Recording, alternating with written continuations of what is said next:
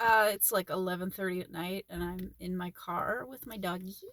We were gonna go to the park, but it's raining, so and I go to the dog park with my dog very late at night because she's usually good with other dogs, but not people all the time. And there's usually people in the dog park with the dogs, so that's why we go to the dog park at night. Um, so she can run because we don't have a yard. We live in an apartment complex and uh, no fenced in area. So, and this dog park is huge. But so I take her when it's the weather's good, and it was good. But then on the way over, it started raining pretty hard. So I'm just in my car. My doggy's going to sleep for now. Um, but yeah, so basically, when my son became 2 months old, around 2 months old, I started to hear voices. Um, and I was very paranoid. I thought people were appearing in my windows. Um, I was doing things like um, cleaning I had a tile floor, and I was doing things like wiping off each individual tile with baby wipes. I was just doing I was losing my mind basically. I was developing it ended up that I basically had schizoaffective disorder. Um so it's symptoms of schizophrenia and bipolar disorder. Um I wasn't diagnosed with that. Okay, so what happened was like I said, I started to develop problems, and I basically feared for the safety of my son and myself, because I also was like suicidal, and I knew that like if I committed suicide, then my son would have no mom. And so basically, I was like, because I was afraid to seek help because I was afraid of, especially because my ex had custody of my daughter. I was afraid that if I asked for help, that my son would be taken and by CPS, and unfortunately, I was right. um, what happened was I was feeling, like I said, I was having issues, and so this is kind of where like my journey back to Jesus began. So this is like where I'm going to start talking about God. So basically, I would be in my apartment, and I actually had um, Veggie Tales. I don't know. A lot of Christians probably know what Veggie Tales is. It's like a Christian children's show or children's series, cartoon series. And there was this it was a story of Jonah that I would always watch, and and they had like vegetables. It was basically like um Jonah was swallowed by the whale, and then there were vegetables singing inside of the whale, and they were singing this song, "Our God is a God of second chances." And um I just kept hearing that, and I was like, my son is my second chance. I have a second chance of being a mom. And I just really felt like that was um that was what was it was what was happening. But then okay, so I'm gonna try to make this quick. It's just like it's a very long story, but I'm gonna try to make it as quick as possible. So basically, what happened was my parents were financially supporting me. Um, I feel like my mental health was worse. I don't know if it was postpartum. I don't know if it was because, like, I had complicated feelings about my family still, like, um, because of the abuse and everything, and the denial that happened there. But I really needed the money, and they were like helping me financially. So I don't know. I feel like that was also part of it because I feel like I was mentally healthier when I didn't talk to them, but I felt like since they were helping me with money that I had to talk to them. And and then I started kind of questioning my reality a little bit, especially when I started to develop mental health issue, like started to develop like hallucinations and stuff. So I thought, "Oh, did I like imagine that?"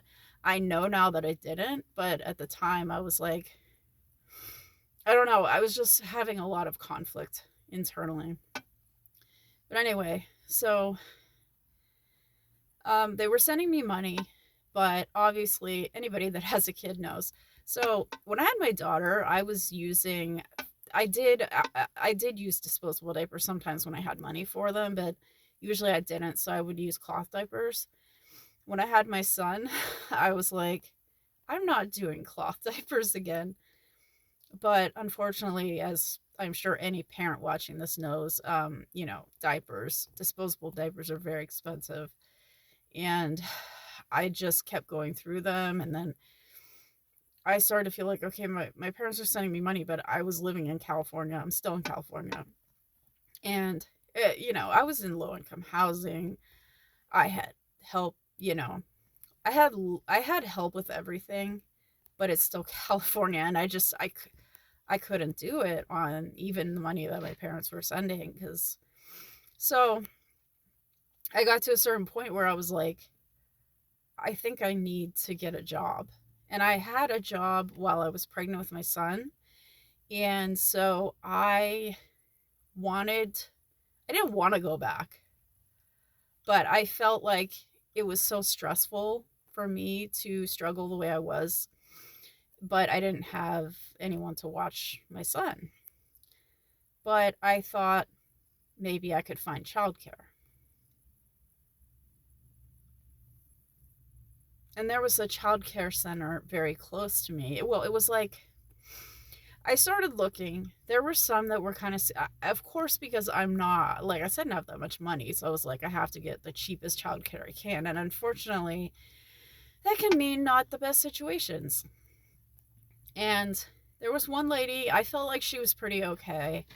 And I was just, I thought I would like test it to see, just leave him there for a little bit and see how he did. And so I left basically to go talk to my work. And I want to say it was like 30 minutes. And when I got back, he was screaming, and the lady told me that he was crying that entire time that I was gone. And also, like when I walked in, he was just sitting in a walker and he was just screaming. And I'm like thinking, why aren't you picking him up, comforting him? So that really bothered me. And so basically, then I had a friend that I was going to have, because I had like a friend that also had kids that I actually met when I was pregnant. And I thought, so I let her watch him. I think it was like an hour or something to see how it went, and it was fine. And so I thought, okay, well, maybe I can go back to work just for a little bit, 10 hours a week, just not very long, but just enough to bring in a little bit of extra money. And the day that I was supposed to start work, she couldn't do it. And so I ended up not being able to go back to work. And like I said, I was already having mental health issues. I was hearing voices and all this stuff. I would think that people were screaming at me when they like drove by in their cars. There's just like I would be standing out on the street with my son or something, waiting for like a bus, and there goes my light. I thought that there was just a lot of things. I was very paranoid, and basically because I was having issues with money. So I was in therapy. This was the weirdest thing too. The fact that my mental health actually got worse.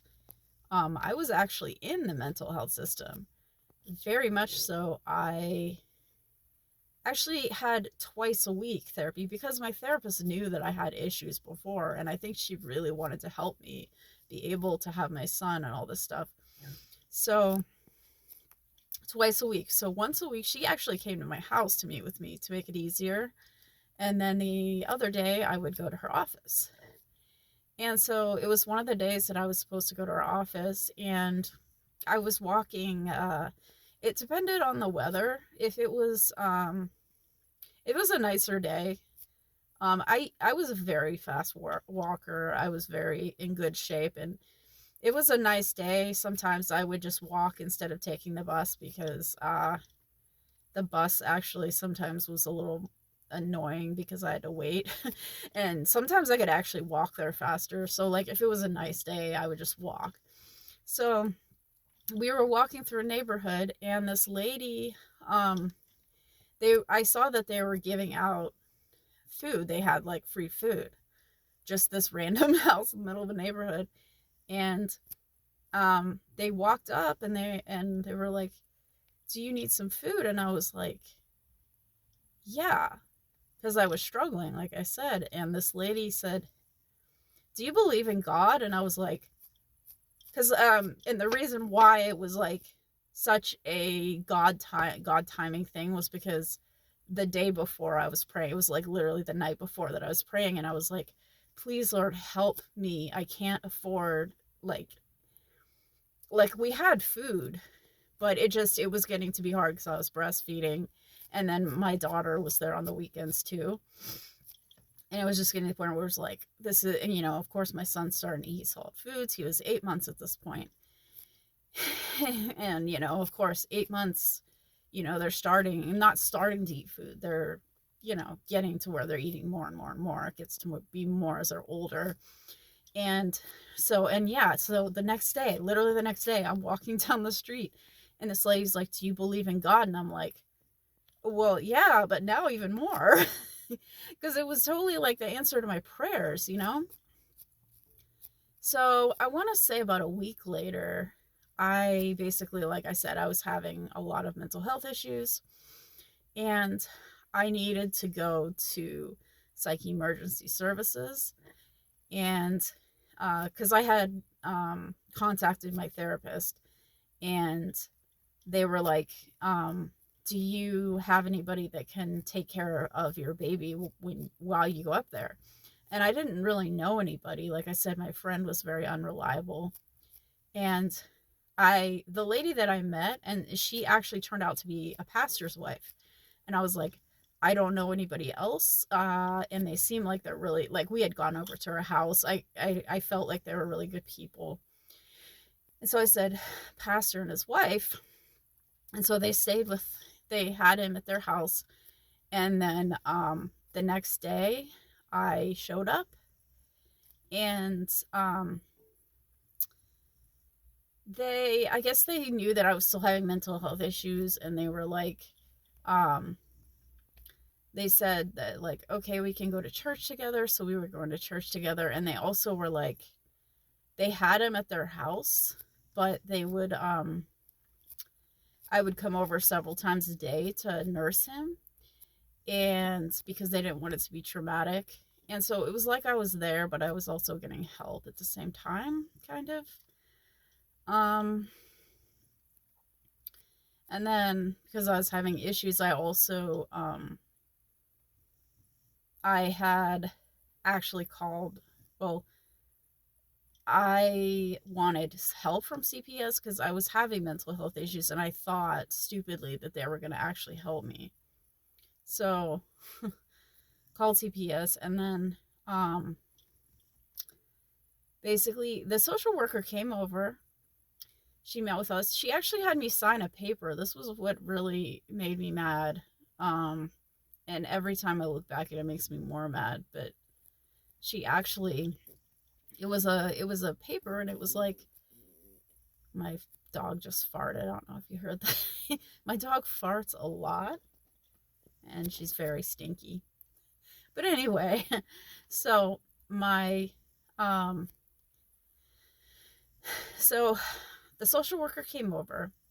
She had me sign a paper that said like you're going to participate in family maintenance, and it's family maintenance. Basically, like they'll come to your house and they work with you, like they help you get like therapy, childcare, anything that you need. So they're supposed to work with you in the house. They're not taking your child away.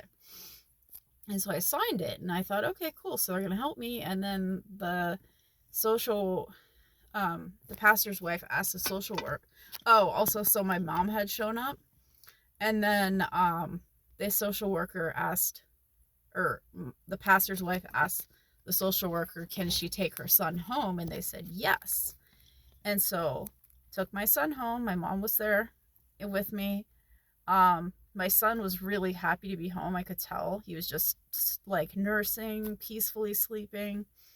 And then I got a call from the social worker, and she said, how are you doing? And I said, well, better. And I said, like my son is sleeping. He seems like so happy to be home. And she's like, I bet. And then she's like, so we're going to have our first meeting. So, and then she told me like the location of CPS. And so my mom and I took my son, we went up to the CPS office, and it was basically a trick. It was a trick. I went in there and I went in the room with them, like the meeting or whatever, and they handed me a petition that was like emergency removal of my son. And they just said, they just were like, so we're going to take your son right now. And I'm like, what? And they go, and you have court tomorrow morning at 8:00. And I'm like, and they're like, so what are his favorite foods? Blah, blah, blah, blah. And I'm like, what? I was like in shock. I was in shock because I thought that they were helping me. I thought that they were going to let me have him in my house. And I felt totally deceived. And the pastor's wife said the same thing. She's like, I feel very deceived by this social worker. And she was. She lied. And because, I mean, like, I guess legally they were allowed to do that. I think I understand it a little bit better now because I see that maybe they were erring on the side of caution. I was very mentally ill. And also, this was like around the same time, if you know anything about Britney Spears and her she had a custody battle with her kids also. And it was weird because I think it was like the same year too, where she took her kids got taken away because she was mentally ill also. And so I think that was a time period, and I just remember her being ostracized so much by people because of her being mentally ill and all this stuff. And I just think at that time, like, I don't think that would probably happen now. I think now there's more awareness of mental illness, and I don't think they would take your child just because you're mentally ill. But I mean, I guess at that time there was less understanding. And when they hear things like that, I'm hearing voices, that I think people are peering in my window, that, all this stuff, they're like, oh, like, this is not safe. And so, yeah, they just took my son. They took my son. They said, you have court tomorrow morning. And, yeah, so they took him. And this is the other thing that really, the whole situation, it's like, I have all the court papers. Sometimes I read them, and I don't know why I do, because I make myself more and more mad every time I read them, because I just know how wrong the whole situation was, and how I feel that I was lied to the entire time. Because basically what happened was, like, when I met with the social worker, the first time that I met with the original one, they call her the investigator, all right? So basically she met with me and my son, because they brought him for a visit or whatever, and she she met with me and she was just like, "You're intelligent. I can tell you love your son." And I was actually still nursing on visits. I would nurse him, and then when I didn't have him, I would pump my milk and bring my milk and give it to the foster parents. And yeah, she was like, "You'll be good." And basically, they try to. This is a very California is different, and like there's good and bad about it. I feel that there are a lot of areas and a lot of um, where children are fall through the cracks and end up in bad situations. And actually, it's kind of weird because I've noticed that even here too. It's like people that were horrible to their kids got to keep their kids for some reason, or like they're on drugs and then as soon as they get sober they get their kids back. I was on drugs. I had a mental illness. I guess in their mind they're like, oh well, if you're addicted to drugs you can just go to rehab, but mental illness is permanent. Which, yeah, okay, but oh my gosh, my dog, I don't know if you can hear it, my dog's farting again. She farts so much when she's in her sleep, oh my gosh. But anyway, um so yeah, she was like, oh yeah, it'll and everybody kept telling me even okay, so one of the things they wanted me to do, literally I did every single thing right. I really did. I went to therapy. I started on the medications they wanted me to start on. I and they kind of lied to me about that too, because at first they were like, "Oh, we're going to find you a psychiatrist." And then I waited, gosh, I think it was about a month. And I was like, and then I asked them, I was like, they said they were going to find me a psychiatrist. And then they were like, oh, no, you have to do that yourself. And I'm like, no, you said that you were going to do that. So I ended up having to like go through a bunch of hoops and find a therapist or a psychiatrist. Anyway, then I started taking medication. I first started on antipsychotics. Um, and it was really sad because so I was actually during when I had my son, I had a lactation consultant at WIC, which is Women, Infants, and Children. And I would go and they would like WIC also helps you with like food and stuff while you're breastfeeding and while you have kids and like little kids up to 5. And I was going there and my son was 8 months old. So he was nursing, but he wasn't like, he was eating a lot of food too.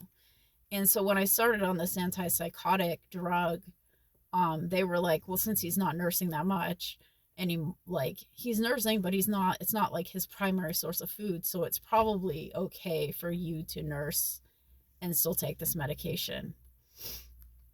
So I went to I went to a visit to see my son. And as soon as I saw him, he wanted to nurse. So I started to nurse him. Well, actually, I was right about to nurse him. I was like ready to. And they all were like, no. And they said, no, you're taking that medication. And I was like, okay. And then that was how he was basically forcibly weaned. And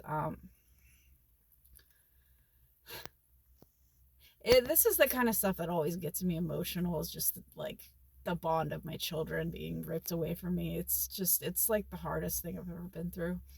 It's harder than any kind of abuse I've been through. It really is.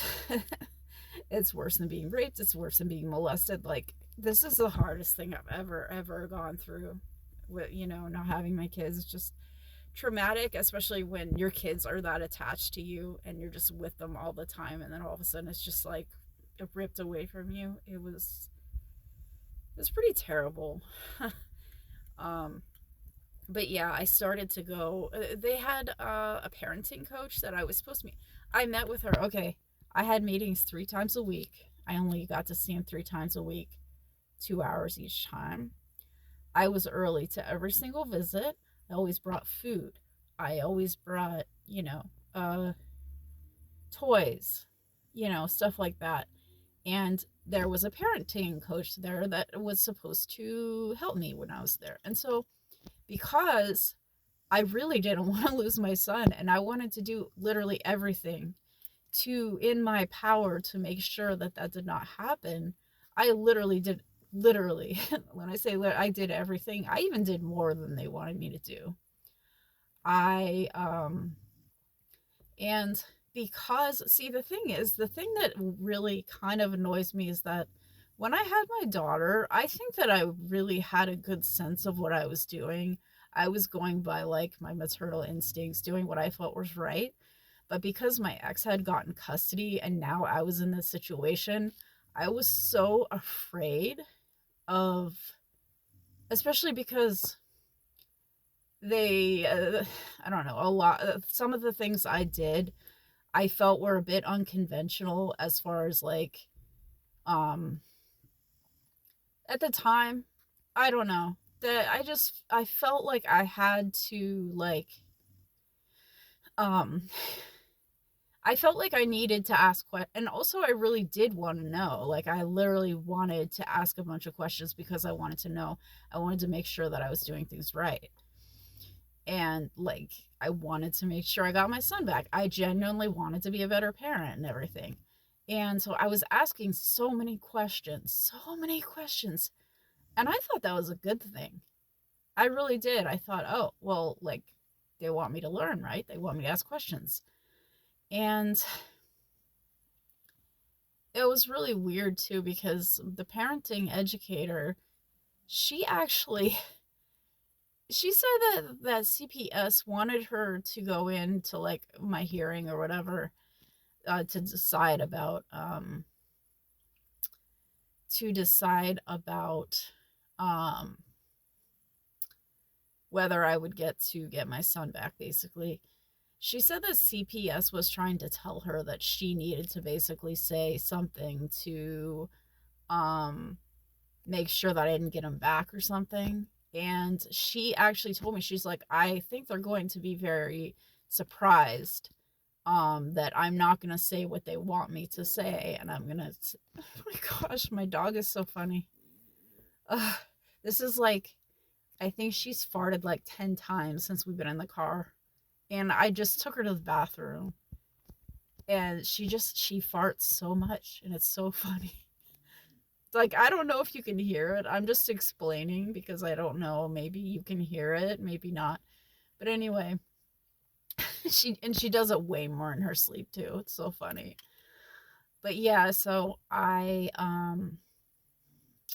thought it was gonna be good. So I went to court. Basically, it was like there's so much more I could go into. I don't want to go into every single detail because I'm already at almost a half hour for this video. But basically, I don't know if she got paid off. Like, I don't know what happened. Because when she went in there, she basically said that, oh, she asked so many questions that I just don't know if she would be able to handle doing it by herself, because I think she would just get overwhelmed because she just doesn't know and she's asking so many questions. It just makes me think that she just doesn't know how to do it or something like that. And I'm like, wait a minute, that's not what you said before. I don't know. Like, I don't know if she got paid off. I just thought it was really weird that she kind of switched up like that. Um, and there was just a lot of, but basically, I mean, I did so much. I even went to like child development classes at school because I went to like the local community college. I went to other mental health classes, support groups, all this stuff. I did even more than they wanted me because, like, they didn't ask me to do child development classes. They didn't ask me to go to any groups. And it was just very frustrating because I did everything they said. I thought I went above and beyond. They even said, this is the funniest thing in court. The judge even said, you did everything you were supposed to do. You went above and beyond. You got an A+ for your efforts, but sometimes you run the marathon, but you just don't win the race. And I was like, what? Um, And yeah, it just ended up that I lost the case, and then I appealed it, went to the appeals court. I even went to the state Supreme Court. I really wanted to fight it. I had actually they so the state like pays for your lawyer. I could go into a lot of stuff. Oh my gosh, my dog is so funny. I could go into a lot more about the legal system, and actually, this whole system is one of the reasons I decided to get into the legal field later. But basically, the one they gave me was terrible, and I feel like that was another reason I lost the case. But anyway, so I also did get the free appeals lawyer. So to the appeals court, and man, I when I read that, I also get mad because there were so many issues. This wasn't just like, I mean, there were so many legal issues in the case that she brought up, referencing other cases, a whole bunch of stuff. We had a really good case.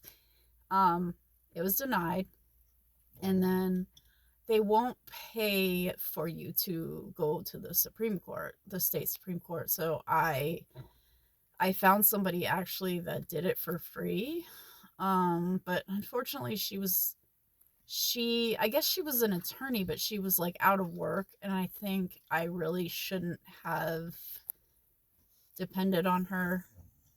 But anyway, I lost it, so it doesn't really matter, I guess. But basically, yeah, he ended up going up for adoption.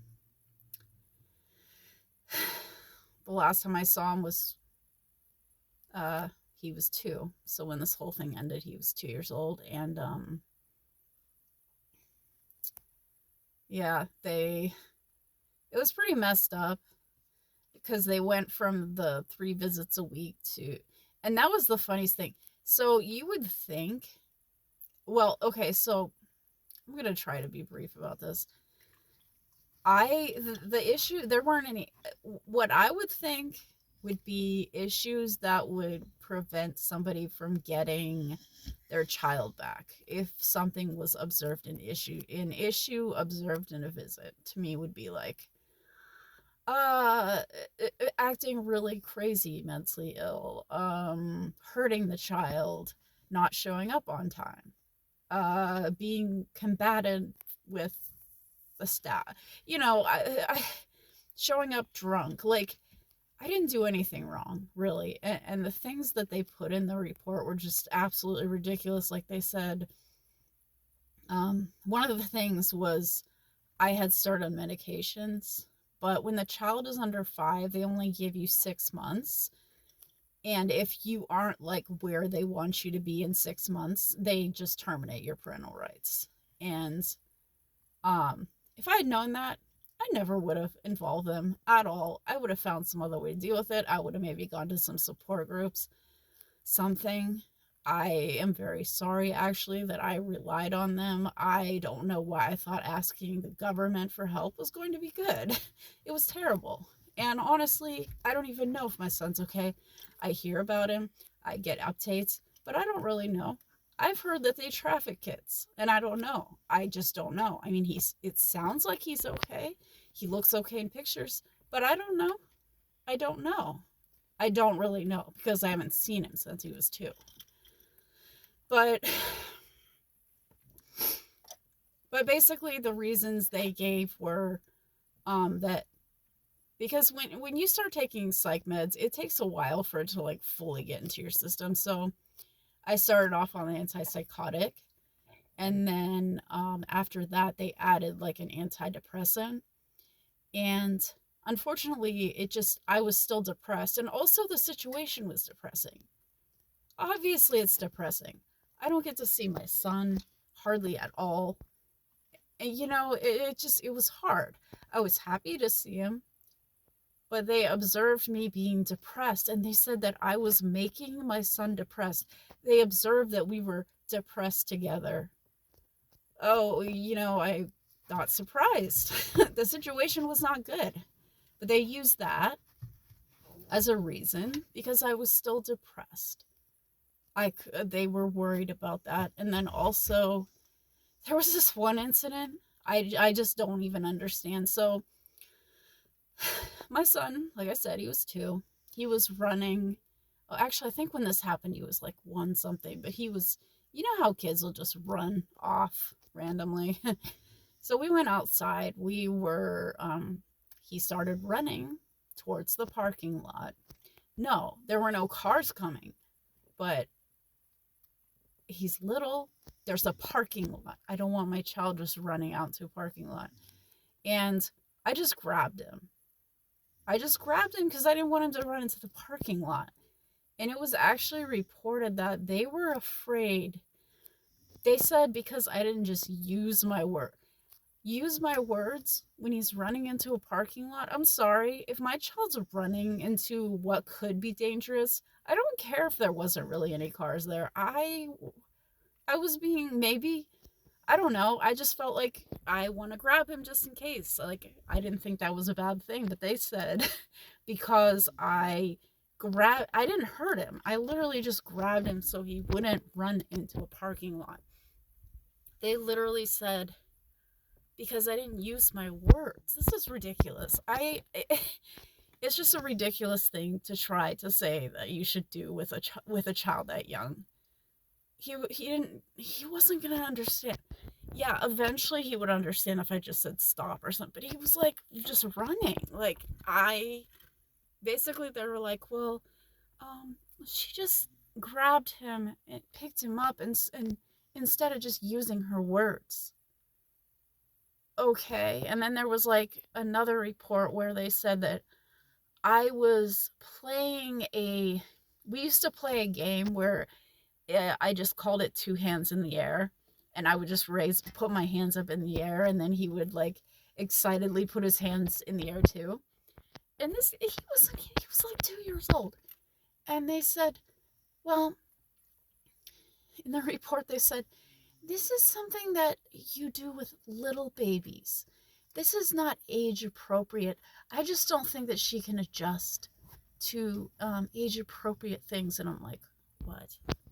And it's just literally like some of those are the kind of things they said, and it made no sense. I regret getting them involved 100%.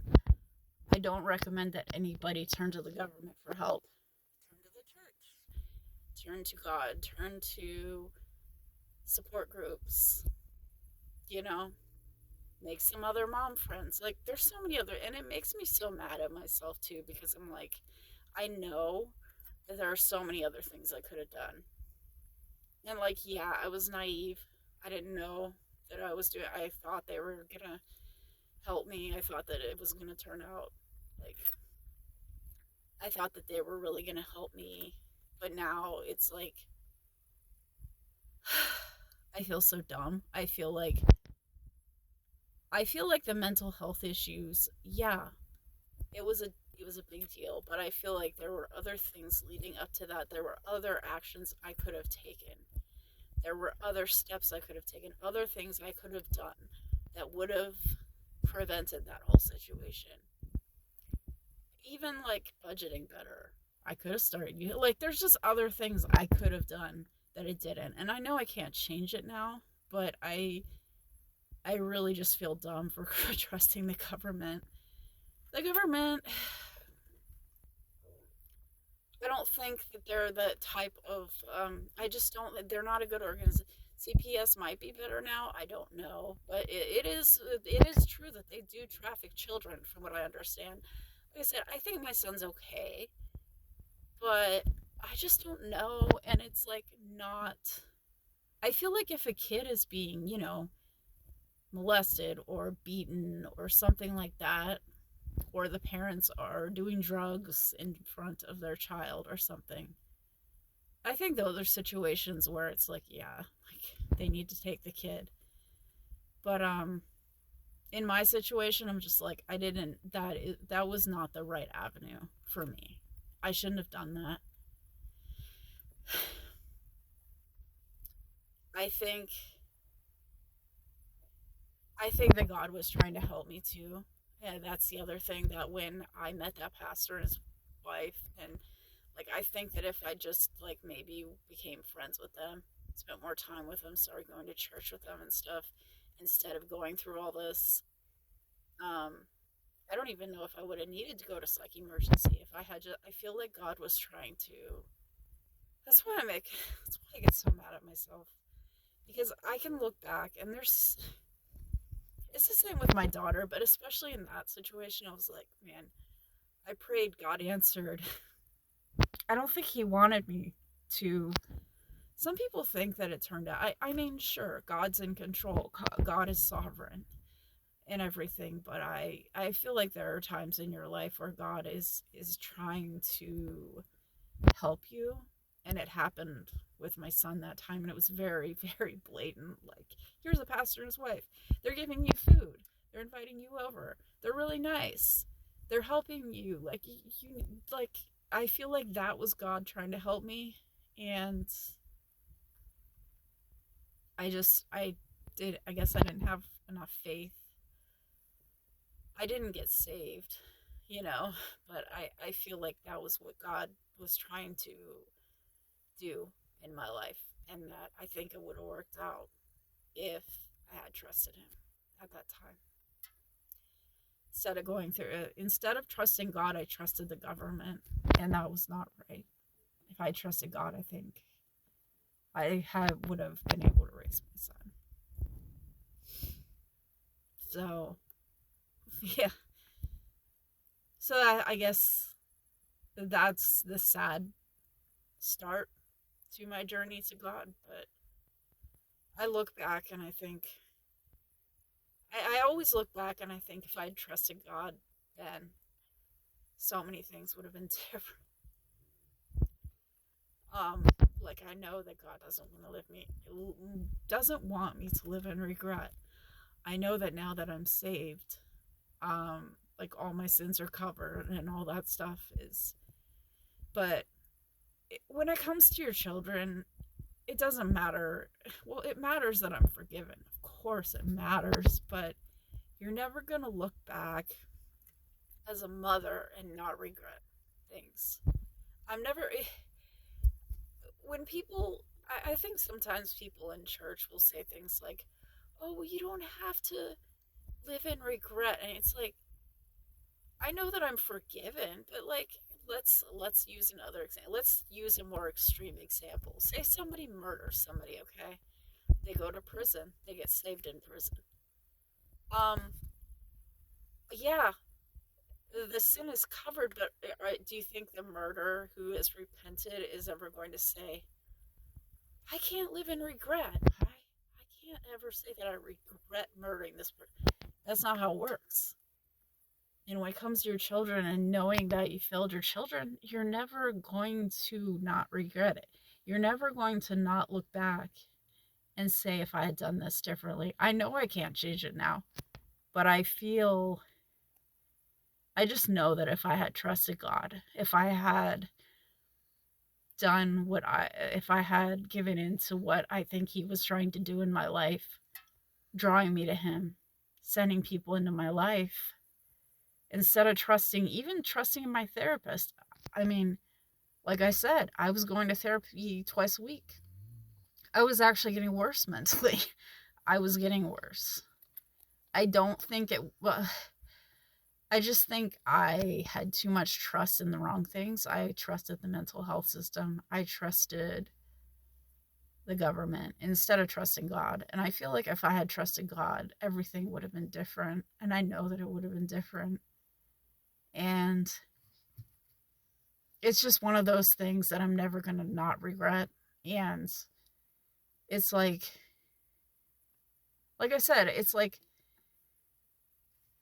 I'm happy that I eventually did get saved and trust God, but it's just like when I look back at that, I'm just like, why did I not listen? Why was I not doing, like, why did I not see it? Why was I so blind that I didn't see what He was trying to do in my life? Why? Why did I trust a corrupt government? Why would I think the government was there to help me? Why did I believe that? um, so yeah, it's just sad because I know that if I had surrendered to His plan And if I had trusted in God, trusted in Jesus, I think I would have raised my son. But like I said, God is sovereign. God knew everything that was going to happen, and my son seems to have done okay from what I know. Um, he has mental health issues, which is kind of like, yeah, apparently he is suicidal, and he had, stuff like that. And I'm like, uh, I thought he was doing great when I had, like, he's grown now, basically. He's 18. I was getting pictures and letters and stuff. I still do. But like they weren't telling me anything really. And then all of a sudden he turns 18, and then they're like, yeah, he's depressed, he's suicidal, and all this stuff. And I'm like, he has low self-esteem. And I'm like, okay, like, yeah, I know that can happen when kids are in good homes. Like, I'm not saying it can't, but I just thought it was kind of interesting to hear that. I'm like thinking, like, the whole reason I thought that he was being adopted was because I thought like things were going to be better for him, and I thought they were better for him, and I just don't know because I haven't talked to him. All I know, and he hasn't even, I haven't gotten any direct communication from him. And so it's just like I've heard through his adoptive family. Um, and they were trying to tell me everything was fine all this time. And then CPS, I actually have a really good social worker now who told me the whole, like, not the whole story, but she was just like, yeah, he's suicidal and all this. I'm like, what? I didn't know this. I had no idea. And now that I'm finding out, I'm like, that's why I'm like, I don't know that I did the right thing. I just don't, like I said, God has been watching over him. I know that he's still there. And my son actually is a Christian. And he's done like mission trips in Mexico and everything. So like I know that he's still in control of the situation. But like I said, it's just like that. I think that's just what I'm trying to say. Do not trust the government. um Trust God. Trust God and find believers in your life. Um, if you are not saved, I encourage you to, I don't know, read the Bible. That was the other thing. I wasn't really reading the Bible. Like I started to. I think I thought that I got saved, but I didn't. I mean, like I think at the time I thought that I did, but I wasn't trusting him. And I think that's like a very good indication if you're not trusting God and your life isn't changing in a pretty radical way.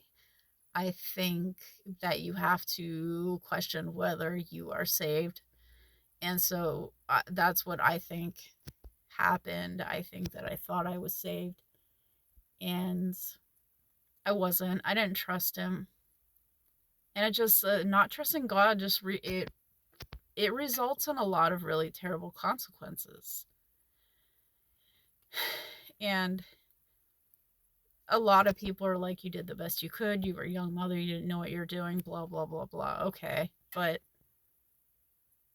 I mean, I guess it's safe to say that I learned my lesson from that, but I don't know. I hope my son's okay. Okay, well, this was a really long video, so I guess my message is trust God. Trust God and turn to him for salvation before. Do it now. Don't wait. And that part of my story is coming up, but I'm just saying pre-salvation things that could have been different if I got saved sooner. Okay.